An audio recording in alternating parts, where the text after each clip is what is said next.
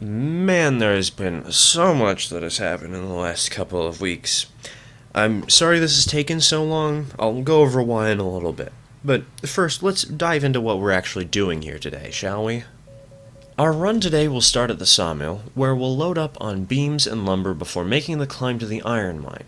There, we'll pick up some iron and head down to the smelter, where we'll expand the already massive ore pile. Pretty straightforward stuff. There's two other things I did in this video, though. One, I experimented with Railroads Online Extended. I've used it since I started this world, basically, but never actually found a reason to boot it up while trying to make a video. Every time I wanted to use it, I'd either have to tab out, which could cut out the game audio, leaving an odd silence for a few seconds, or use the overlay, which also sometimes cut out the audio and also usually didn't work. While it definitely would have been nice to remote control locomotives to get better views or to do shunting faster, it just made the audio too weird and it was too hard to consistently use on the fly while trying to record. However, Railroads Online Extended has a plugin that lets you remotely operate locomotives using a game controller. In this video, I used it to get some shots leaning out the side of the cab without losing control of the locomotive. So, in case you ever wonder how the whistle's being blown, that's how. The other thing worth noting is that I'm running 2 boxcars in this consist. Why? I'm going to the iron mine, not to the iron works. What's up with that? Well, the short answer is they look cool, and I like it. Adding even one boxcar to the middle of a train makes it seem so much more interesting to me and helps add a lot of visual variety and depth to your network.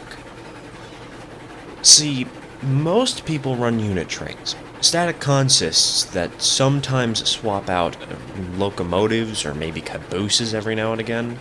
While that's definitely the most efficient way to play the game, I don't think it's the most fun. And I know I'm not alone on this. I've seen some other YouTubers like Chicane or Aardvark holding the same sentiment recently, building shunting yards and having fun doing that on their network. For me, I try to run trains based on demand, having a mixture of cars and cargo types on any one service. One rule I have is that every consist needs exactly 12 cars. There are some exceptions, but generally that's the limit, which leads to some awkward situations. For example, the iron mine run here, which hauls both the sawmill's wooden products uphill and the ore hoppers downhill from the iron mine. You see, on medium industry difficulty, 1 car of planks and 1 car of lumber is exactly enough to create 15 iron ore. 10 ore per car means that's 1.5 hoppers filled up for every 2 cars from the sawmill. If you had 7 cars total, with 3 hoppers and 4 stake flats, you'd fill up each car perfectly on each leg of the trip. Do you see my problem here? 12 is not divisible by 7. While I could run 11 cars with 5 hoppers and 6 stake flats, that would only fill up 4.5 hoppers, which just feels wrong. I could run an extra stake flat to round it up to 12 while also contributing to the run, but with the equilibrium I've already achieved, that also kinda feels wrong. So, the iron run runs 1 to 2 boxcars depending on the day. There's a bit of an ore reserve up at the iron mine, so we could fill up on the full 5 hoppers sometimes, but it's also important to run less cars occasionally to let the reserve build up and stay filled. That's what we're doing today. Is it a bit inefficient to add on these boxcars? Absolutely. They're heavy even when empty and do absolutely nothing, and the one time they do something on this entire map, it's moving one massive, tedious-to-load commodity around 2 feet. But do they look cool? Absolutely. And while I do want to play reasonably efficiently, I'm willing to sacrifice some functionality to add in extra beauty. This is a small change which, in my opinion, has a big impact. Speaking of changes, the game's got quite a few since I last uploaded. Telegraph offices, a new locomotive, that bridge bug fixed from the last episode, and snow.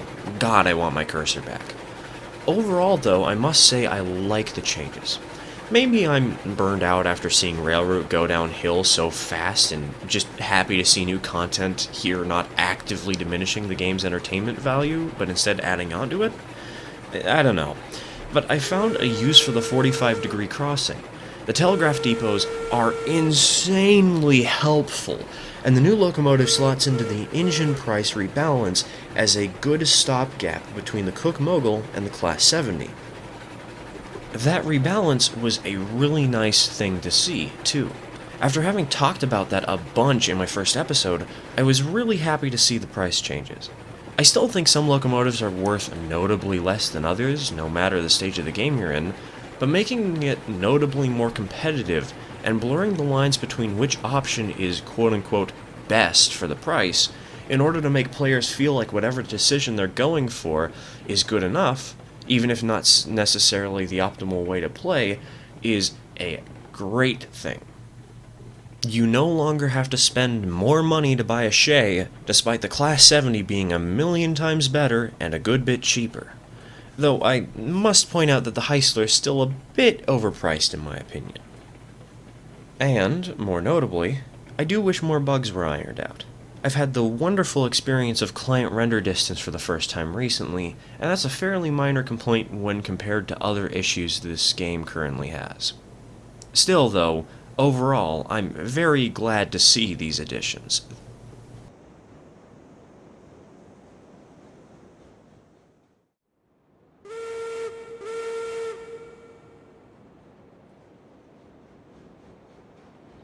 Now, one thing I left out of the initial explanation for what route we're taking today is the downhill run to the smelter. Despite the route having no deviations up to the Pine Valley region, and just following the quote-unquote dev path along the ridge, there's an additional map I need to show. Chicane Pass. This route is entirely downhill, and it averages at a whopping 6%, with one point even reaching an outlandish 11.5%. While the brakes can slow the train down reasonably well, stopping is only an option every here and there. However, even the Mosca can make it down safely if you know what you're doing. Maybe we'll see that excitement in another video. Alright, now, where have I been these last few weeks? I planned to release this on Christmas Eve, after all. Why is this almost a month late? Well, several reasons. First, it was Christmas time. I was spending a lot more energy preparing for the holidays, trying to figure out what gifts to get for my father and what I should do to hang out with my friends online.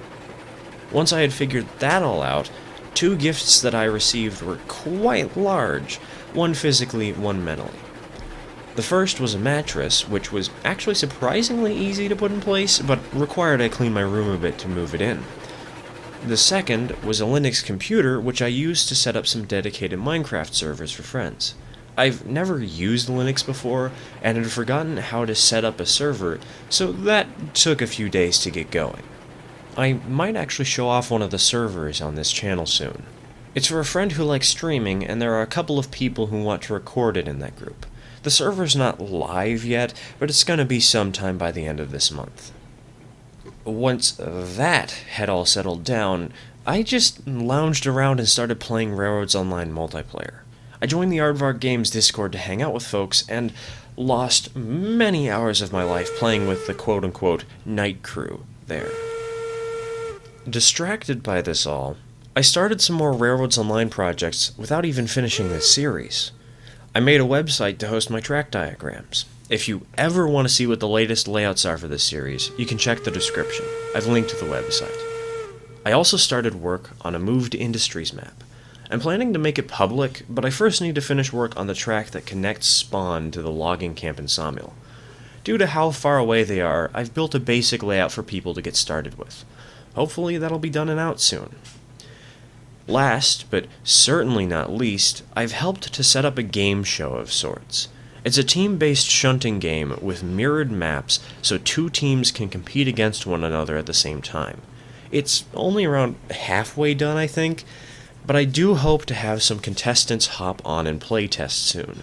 I'd absolutely love to record that in action, and I know some other folks who are on YouTube would be down to help facilitate that.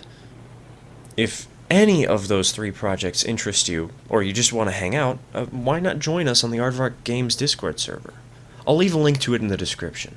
It's a pretty chill place with around 250 members, where you can find people to play Railroads Online with, and just nerd out about trains, among a few other games and things. It's nice. So, I was planning to add something else to this video to help pad the amount of time I'm talking rather than just cutting it short, but I've already postponed this video way too long, and I'm afraid trying to do this special something would mean I postpone it again. I'd really rather not do that. However, I would like to take a second to acknowledge that most people stop watching when I stop talking. Seeing the railroad's cool and all, but it's nicer to have a little background noise. I totally get that. It's why I personally watch other Railroads Online videos myself. So don't feel bad if you leave here, alright? Especially since the rest of this route has, well, been reworked since I recorded the footage for this video. So sticking it out to see the rest of the run isn't even that important, really, you know? The bridges near the bottom have been seriously reworked, and I'm sure we'll get to that soon enough in another video. If you've made it this far, though, thanks for sticking around. See you next time. Cheers, folks.